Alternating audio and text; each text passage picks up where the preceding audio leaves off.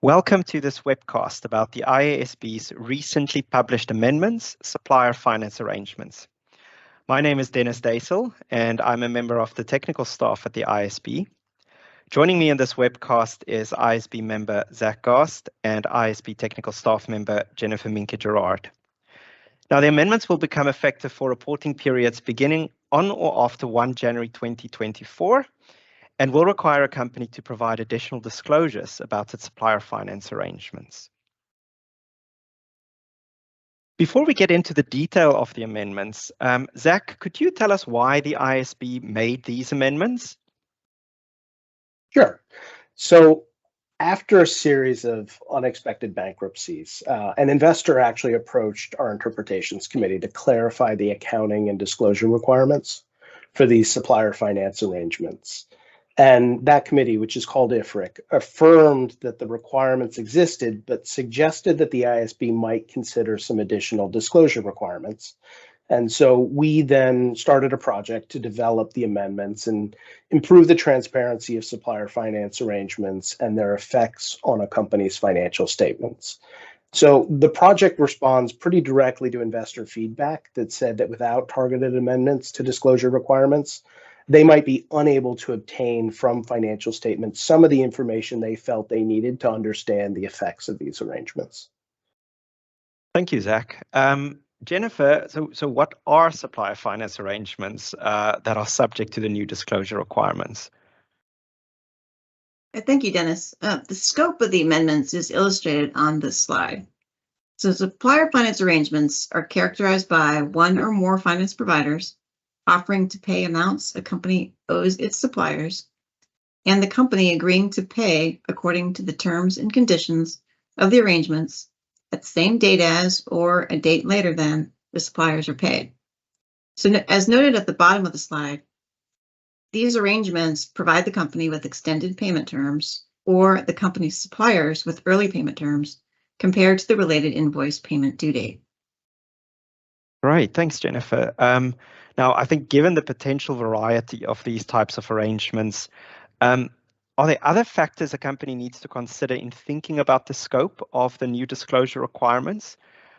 For example, does the reason for entering into an arrangement, or maybe the form or labeling of an arrangement, or even where and how a company presents the related liabilities and cash flows in its financial statements, affect whether a supplier finance arrangement is within the scope of the amendments?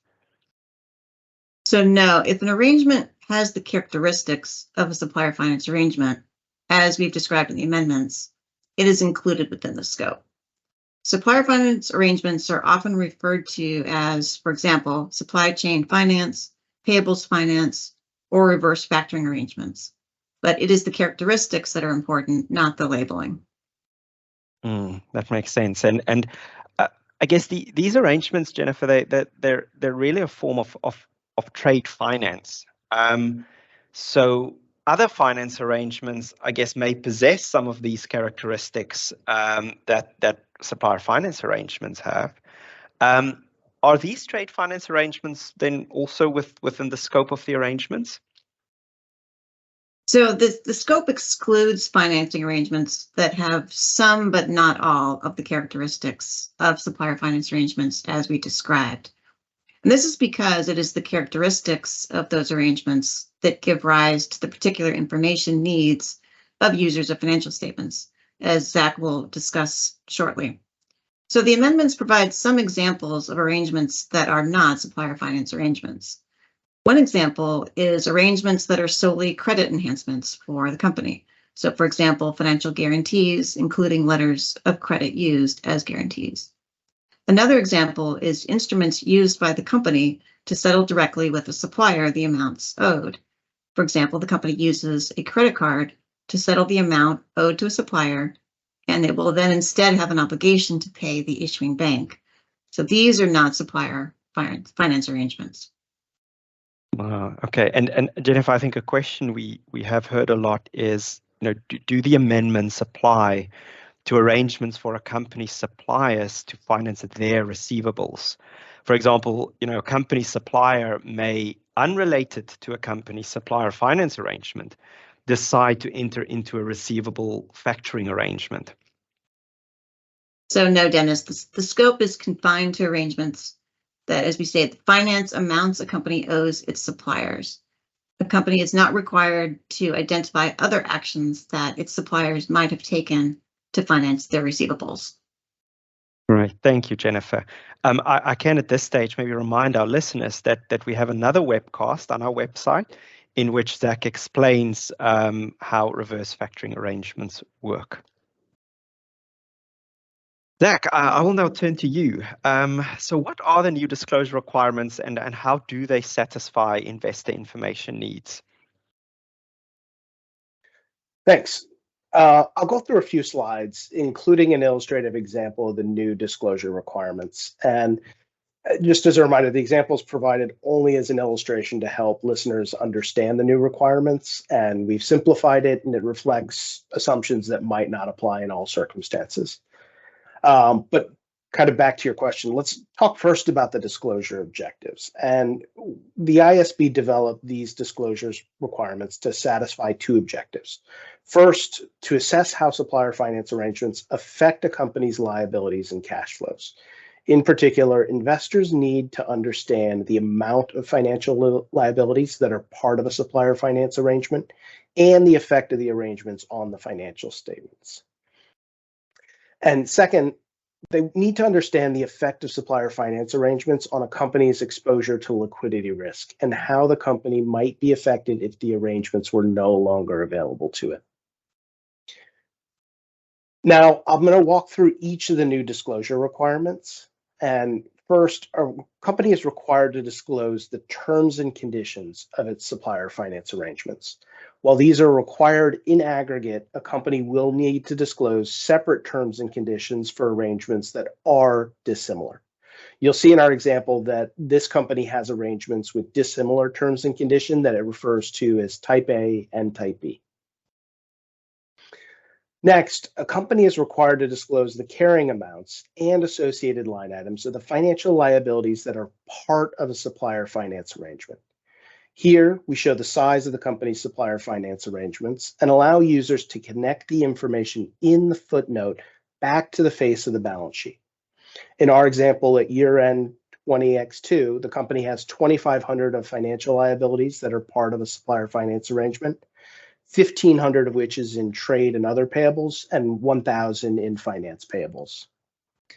And the company is required to disclose the carrying amounts and associated line items of financial liabilities for which suppliers have already received payment from the finance provider. This disclosure is to enable users of financial statements to analyze the company's liabilities and their effects on operating and financing cash flows, and then to understand the effect of the supplier finance arrangements on the company's exposure to liquidity risk and how the company might be affected if the arrangements were no longer available to it. So here in our example at year-end 20X2, the company has 1,950 of financial liabilities for which suppliers have been paid by finance providers, 1,050 in trade and other payables, and 900 in finance payables. Moving on to the next slide, a company is required to disclose the range of payment due dates for, first, financial liabilities that are part of a supplier finance arrangement, and two, comparable trade payables of the company that are not part of such an arrangement. And comparable trade payables are, for example, trade payables within the same line of business or jurisdiction as the financial liabilities that are part of the supplier finance arrangement. And if these ranges of payment due dates are wide, a company is required to disclose explanatory information about these ranges of payment due dates or additional ranges, for example, doing stratified ranges of payment due dates. Moving on to the next slide, a company is also required to disclose the type and effect of non-cash changes in the carrying amounts of the financial liabilities that are part of a supplier finance arrangement. And I'll speak more about this briefly in just a little bit. Thank you, Zach. On that last point, yes. So at what level of granularity or at what level of aggregation does a company need to disclose this information? So the amendments require a company to aggregate the information it provides about its supplier finance arrangements. However, to avoid important material information from being omitted or obscured when aggregated, the IASB decided to require several items of information. So we've already discussed the first two, terms and conditions and ranges of payment dates. In addition, a company is required to disclose the type and effect of non-cash changes in the carrying amounts of the financial liabilities that are part of an arrangement. Essentially, items that prevent the carrying amounts at the beginning of the reporting period and the carrying amounts at the end of the reporting period from being comparable. Typical examples would include the effect of business combination, foreign exchange differences, or the effect of derecognizing a trade payable and creating and recognizing a new finance payable, which results in a non-cash transfer on the cash flow statement. We created this disclosure to enable users of financial statements to assess and adjust the changes during the period in the financial liabilities and understand how these changes affect a company's cash flows as well. And we've included an example of this disclosure on this slide. Thank you, Zach. Now, as mentioned, the amendments will become effective for reporting periods beginning on or after 1 January 2024. Now, Jenifer, what are the transition provisions that companies should be aware of as they prepare to implement the new requirements? Thanks, Dennis. Yes, this is an important question. So because we are approximately 7 months away from the 1st of January 2024, the IASB developed the transition requirements that are illustrated on this slide to achieve a balance between providing sufficient time for jurisdictions and companies that need to prepare for the implementation of the new disclosure requirements and meeting the information needs of users of financial statements on a timely basis. So our example on this slide assumes a company prepares financial statements as at 30 June on an interim basis and as at 31 December on an annual basis. The company will provide the new disclosures for the first time in its annual financial statements for the year ended 31 December 2024. The company is not required to disclose all of the data points that Zach discussed for 2024 or prior periods because of some specific transition requirements. And in particular, the IASB decided, and these are illustrated on the slide, first, that a company is not required to disclose comparative information for any reporting period presented before 1 January 2024. So in our example, the company is not required to disclose comparative information for the year ended 31 December 2023 or any periods prior to that. And then secondly, the company is not required to disclose 2 items of information as at the 1st of January 2024. So one is the carrying amounts and the associated line items of the financial liabilities that are part of supplier finance arrangements for which suppliers have already received payment from the finance providers. And then the second is the ranges of payment due dates that Zach talked about that are otherwise required by the amendments. In our example, the company is not required to disclose these items of information as at the 1st of January 2024. And then third, a company is not required to disclose the information required by the amendments for any interim period presented within the first annual reporting period in which the company applies the amendments. So in our example, the company is not required to disclose information required by the amendments in its interim financial statements as at 30 June 2024, or for any other interim periods within 2024. And just as a side note, I think it's worth noting that the IASB did not change any disclosure requirements applicable to a company's interim financial reports on an ongoing basis. The company would continue to apply the requirements in IAS 34, interim financial reporting. Great, thanks, Jenifer. What does this mean for companies then when they get to their second year of application?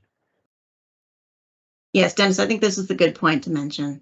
So using a calendar year-end company again as an example, in 2025 and later, the company does not need to disclose information for 2024 or for earlier periods that it did not include in its financial statements for 2024. So if we extend our example on the slide to 2025, the company provides all the information required for 2025, but with regard to the comparative years, the company only provides comparatives for the information that was actually provided in 2024. So in 2025, there would be no comparatives required as at the 1st of January 2024 for the two items of information that I mentioned earlier, which is the second block on the slide. And also there'd be no comparators required in the interim periods. Thank you, Jenifer. That makes sense. Maybe any final thoughts that you have for companies as they prepare to implement the new disclosure requirements? Yes, we have heard that the companies might need to make changes to their systems or might need to make changes to their contracts to obtain information to make the required disclosures. And so we therefore do encourage companies to start thinking about the information that they need to obtain to provide the new disclosures. We also encourage companies to engage as is needed with their finance providers and auditors as soon as possible so that they will be ready to provide the new disclosures about supplier finance arrangements as required by the amendments. Cool. Thank you, Zach and Jenifer, for walking our listeners through the amendments about supplier finance arrangements. I would also like to mention to our listeners that Zach has written an Investor Perspectives article about the amendments, and that is also available on our website. Please feel free to contact us if you have questions or comments about the material, and thank you for your attention.